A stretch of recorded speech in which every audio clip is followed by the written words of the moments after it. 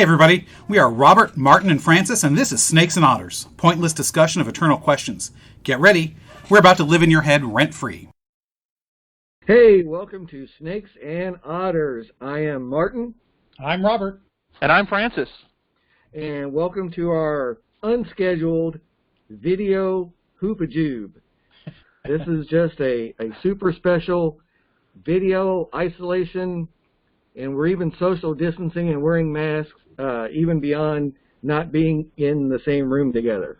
Not in the same house together, actually. Separated by many miles. Brought to you by virtual. When you go out, don't put the mask on and the gloves on while you're in the car. Wait till you get out of the car. Wait till you get out of the car. Yes, this is very true. Nobody, you're not hurting anybody while you're in the car. Yeah. Unless you stole it, then yeah. But, other than that, if it's your car, don't do it. Okay. So, listeners, we thought this would be a fun way for you to get a window into what isolation has meant for Snakes and Otters. And you notice we're all wearing our masks, and more than that even, we're all wearing Bellarmine College/University related items. So that's right. Representing, baby. Representing. Listen here, Francis. I have the only, amongst us anyway, actual Bellarmine College related stuff. This was in my storage, bought it when we were there. I bought it a little big, which is fortunate because, as we all know, these things shrink over time in storage. Yes, that's your story, and you're sticking to it. You got it. That's exactly right. All right. So I'm going to start off as captain and just try to give you a little window into what COVID-19 coronavirus isolation has meant to Martin here in Snakes and Otters. I've been reflecting a lot, and it reminds me of John Paul Sartre's famous play, No Exit. Oh. In the final scene of No Exit, one of the characters says, "Hell is other people." And Sartre's point is that hell is not eternal torture, your demons ripping your guts out forever. It's being in the same room with the same people, having the same conversation for all eternity. So, hell is other people. So are you suggesting that we are going through a version of that now? We are trapped in Jean Paul Sartre's imagination. Oh, that's difficult. I'm talking to the same three people every day without being able to get out of the house. And it's usually the same conversations. Yes. Get to work. Yeah. Oh.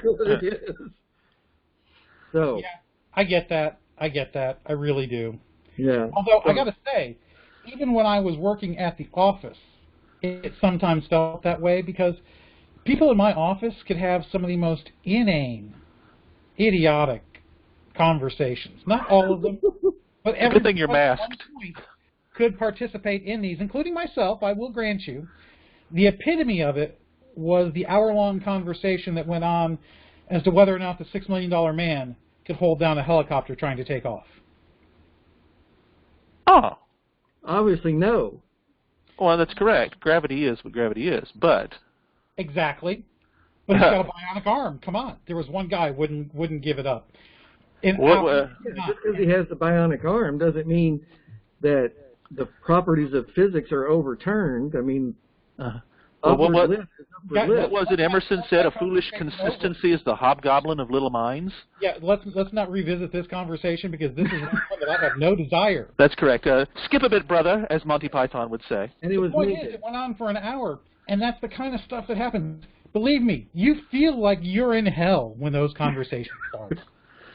You've been living. I understand how Dilbert feels sometimes. I'm very fortunate when I don't have anybody like that, and the conversations that I have when I am at work, and I've been able to go back and forth some. There's nobody there. As a director, I come in, I go, and I stay for a little while. I'm one of the few people that can sign check requests, so I do that to make sure that those are for different departments. So it's been fine. It's been good. But my wife has been very clear. She says, "You're in your element, you introvert, you." I said, well, yeah, maybe. He said, you could stay and put yourself in front of a screen all day long. I said, well, maybe, but... For work, that's not necessarily a fun thing. That's correct. And fortunately, you can find ways of diversion even when you're doing that. Yeah. Sure. Well, like I say, my favorite social distance is not 6 feet. It's 100 yards. I can see that. I can see that. So, Robert, let's go to you next. Yes, please. So, the lockdown for me has been, it's been a mix of thoughts and emotions. Early on, like the very first day, I went back to the office and I picked up all my monitors, my keyboard, and my mouse. So I've got my office set up pretty much here because I've got enough space to do that. So in some ways, that has eased the transition to working from home because we can work from home not anytime we want, but if a need arises, that's part of the disaster recovery plan of the company. Everybody has laptops. Mm-hmm. So the change to working from home hasn't really been that difficult as far as being able to do the work. But I'm telling you what, I'm going freaking stir crazy sometimes because my commute is down 2 flights of stairs, and practically no horizontal difference because my bedroom is right outside the stairs and my desk is right next to the stairs in the basement. So there's no travel. I'm certainly getting less steps in, I can tell you that, because my watch tracks that, and so I'm definitely not getting the exercise, but I'm snacking a little bit less, depending on what's in the house. Yeah. I'm snacking more. It just depends on what's in the house. Like, right after Easter, way too much, because my wife, Mrs. Robert, likes to get Easter baskets, even though the children are much older. But I take a lot of amusement in some of the memes I have seen. The recent one I saw, and I perfectly understand this now. This guy and a dog are on his couch looking out the window, and the guy says to the dog, until just now I never realized why you got so excited when you saw somebody walk by the window. This is very good. Also, very good. So, I'm like you, Francis. I tend to slightly to the introverted side of the Myers-Briggs, and it doesn't mean I don't like people. Although, of course, as my former pastor said, people wear me out. Yeah. That's true. That's right. It's a question of energy intake and output. That tendency. It's not a preference thing. It's just what gives you energy and what drains you in energy.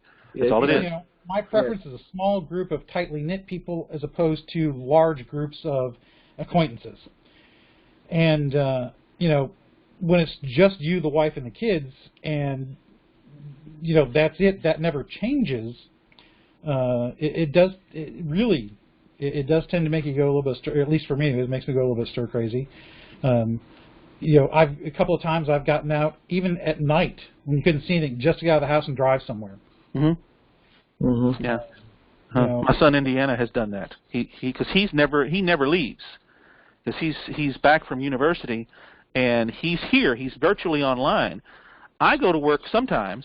My wife goes to work every day because she works for the police department. It is in an essential position, right? Which I told her is a gift.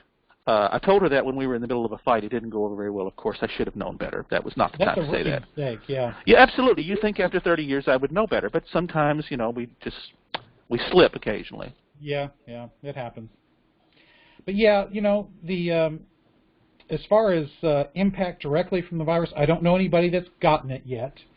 I know people who have gotten it, so I'm like 1 degree away, or 2 degrees away technically. So personally, it hasn't affected me yet. I don't know if you guys know anybody that's gotten it yet. No.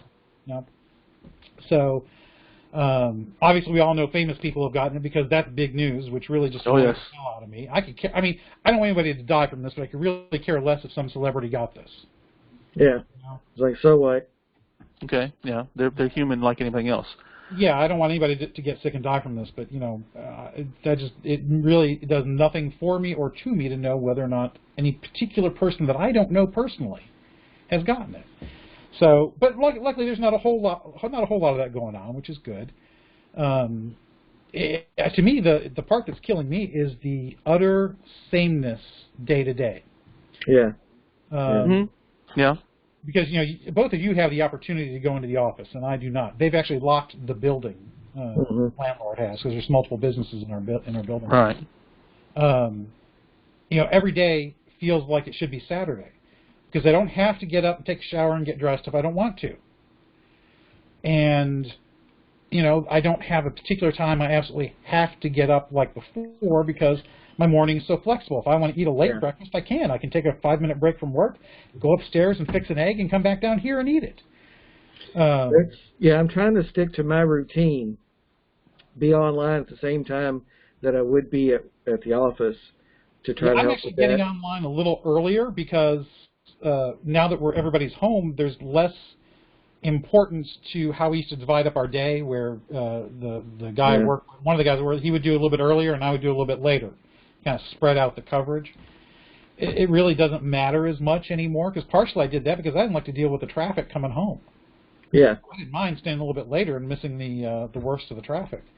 Hey, traffic is not a problem these days.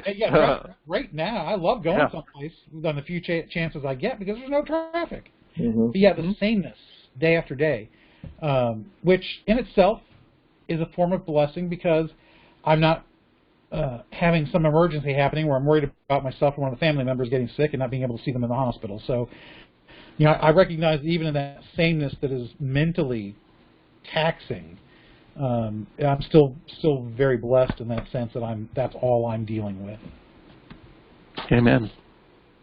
So, Franny, what about you? What do you got? Oh, Franny, I hate it when you do that, but that's okay. That's all right. Remember, Robbie. this is a window into Snakes and Otters here. This is true. This is the first video we've done. I hope it's not the last, but it's really been it's not been bad so far. Like I say, my wife, who is an extremely screaming extrovert, gets to go away every day, but she is bored out of her mind when she's here. Watching television is her thing, and she recognizes that's not the right thing to be, but she, you kind of keep going back to it as much as she can. Me, I'm kind of in my element.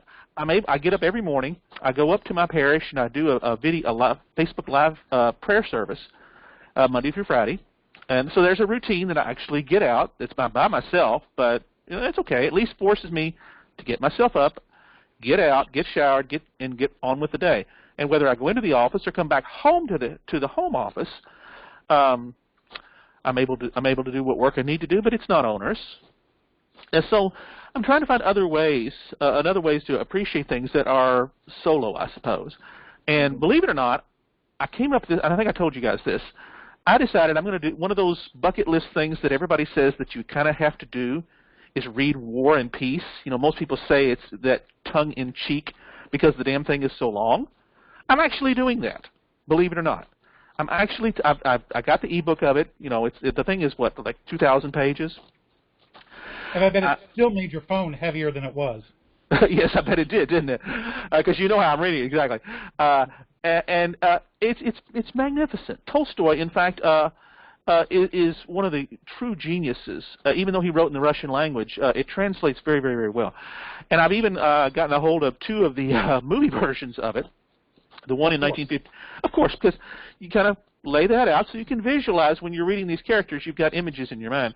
There is a 3-hour version in 1956 done here in America, but there's a 7.5-hour version that was made in the Soviet Union in 1967. So that was the gulags, right, as punishment. Actually, it won an Oscar for Best Foreign Language Film that year in '67. It was in 4 parts, so you didn't watch it all at one time. And it is fantastic. And believe it or not, you guys actually know the director, because he's the same guy, Sergei Bonaducek, who did the Waterloo movie we watched together a few years ago over at my place. You guys, if you even remember that, he's an amazing Russian director. And it's like fine wine. I didn't sit and binge this. I'm taking little pieces here and there. Like I say, the movie's in 4 parts. So I'll watch about 1 part, which is about 2 hours. Watch that in the afternoon. And slowly read to kind of, okay, I get this. And I've made that my pet project, and I think that's kind of what that's what I told my wife. I said, let's find a pet project that you can do during this time of isolation.